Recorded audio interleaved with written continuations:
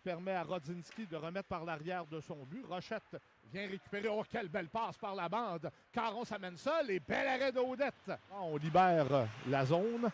Gauthier repousse un peu plus loin. Belle intervention là de la part de Drover. Il tire du revers et la rondelle qui a failli pénétrer dans le filet. Et Rousseau qui est parvenu en se laissant tomber sur le dos, là, a emprisonné le disque avant qu'il ne traverse la ligne rouge. Mais quel beau jeu de Nas. Et Nas qui voit sa passe toucher le patin d'un coéquipier. Il y aura pénalité au rempart. On a cinglé Zachary Bolduc. Et Raska s'avance. Oh! Adam Raska! Eh bien, quelle façon de souligner son retour en Amérique. Yannick, après sa participation au championnat du monde, à sa deuxième présence, il trouve le fond du filet. Et l'Océanique prend les devants 1-0 avec 13-14 à jouer en première période. Oui, belle présence là, dans le territoire offensif de la part de l'Océanique. Alors qu'il y avait pénalité à retardement, Bolduc, c'est pas Bolduc, c'est Cormier plutôt qui se dirige dans le fond du territoire pour récupérer la rondelle libre. Bien sûr, riposter le plus rapidement possible. Alors, on met de la pression en territoire adverse. On veut revenir devant. Odette bloque. Et quel arrêt! Après avoir perdu son bâton, Odette sort la jambière contre Rochette, je pense. Gaudio et Lambert en attaque. Et là, c'est 2 contre 1. Gaudio s'avance. Et là, c'est contre! Son deuxième en autant de match pour Alexander Gaudio. C'est 2-0 l'Océanique. 7:35 à jouer en première période. Gaudio prend la bonne décision à 2 contre 1 de prendre un bon tir au but. Mais la rondelle dévie sur le bâton de Rodzinski. Rodzinski qui voulait justement aider son gardien de but, mais lui a nuit plus qu'autre chose. En faisant dévier la rondelle, ça a ralenti drôlement et changé la trajectoire de celle-ci. Et le gardien de but, Rousseau, le jeune Rousseau, battu pour une deuxième fois aujourd'hui. L'Océanique qui prend les devants 2-0 à 12. On a permis 10 buts à l'adversaire en 55 désavantages numériques. Et en voilà un 11e. Ouais. Michel Théo Rochette. Toute une manœuvre de Théo Rochette dans l'enclave pour s'amener, déjouer le défenseur. Et en patinant là, si on se place dans la position de Raphaël Audet de sa gauche vers sa droite, eh bien, ça forçait le gardien de but à se déplacer vers un déplacement gauche-droite. Et Rochette, lui, fait un tir à contresens, met la rondelle côté gauche et à une bonne hauteur. Bon tir des poignets du numéro 9.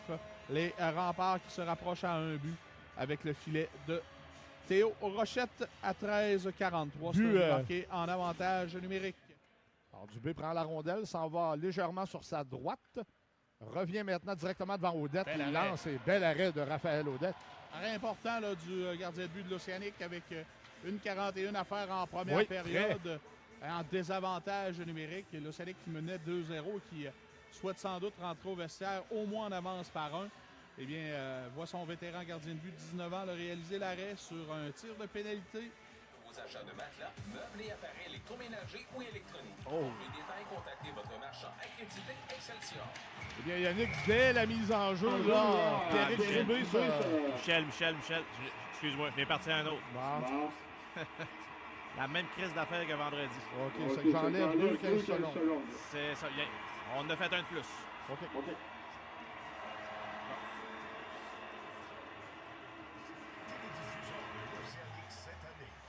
Go.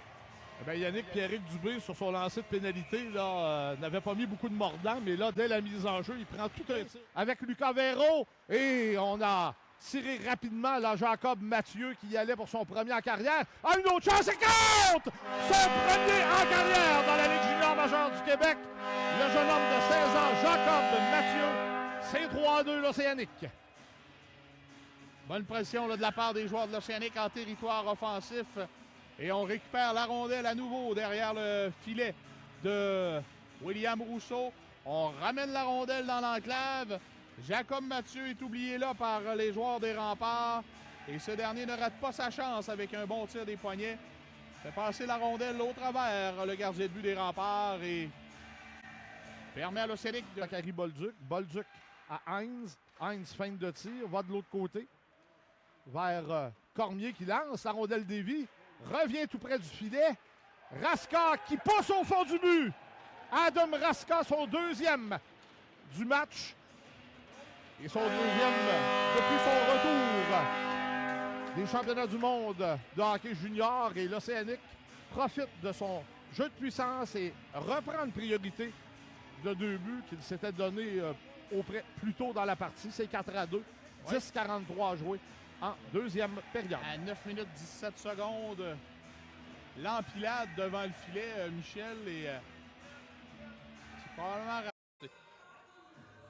Effectivement.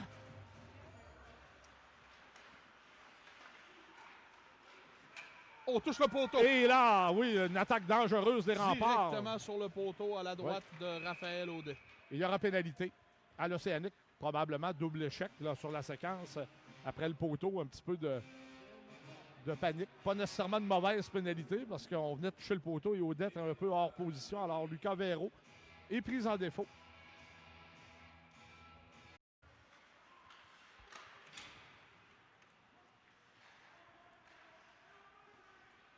Alors c'est Nas qui lance ses comptes. Oh, un tir là à travers une forêt de jambes.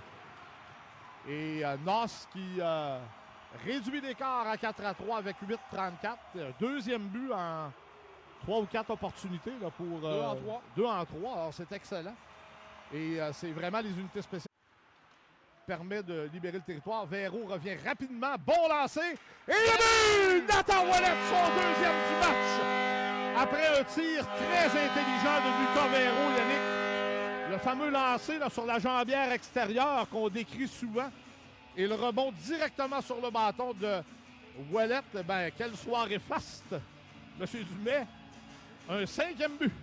Oui, Nathan Ouellet qui fonce au filet, Michel, en territoire offensif.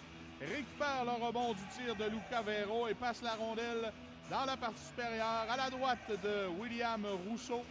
Et je pense qu'on va avoir un changement de gardien également chez les Remparts. Le retour et bat William Rousseau et chasse ce dernier du match.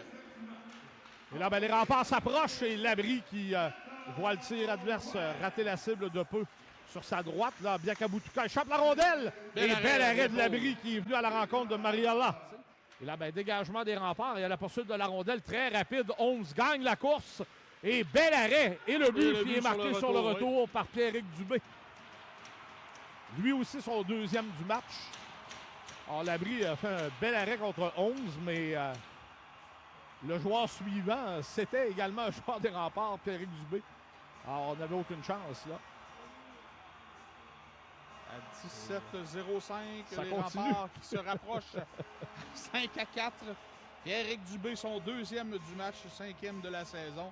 Récupère le retour du lancer du numéro 93. On remet à Nas, qui se retourne, passe à Truchon, qui lobe à la gauche du filet de l'Océanique. Et Cormier, habilement, fait dévier jusqu'à Raska.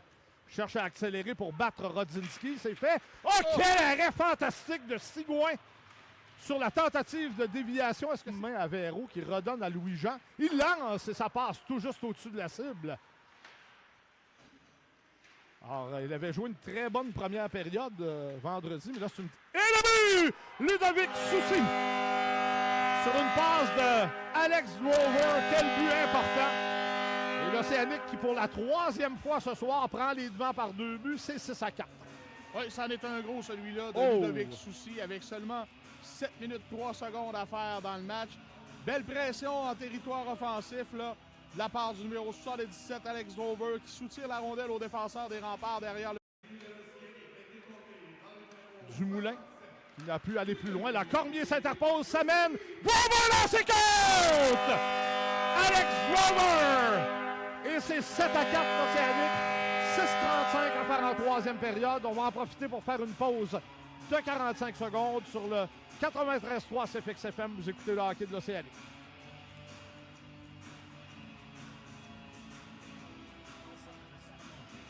C'est une game de ligue de garage.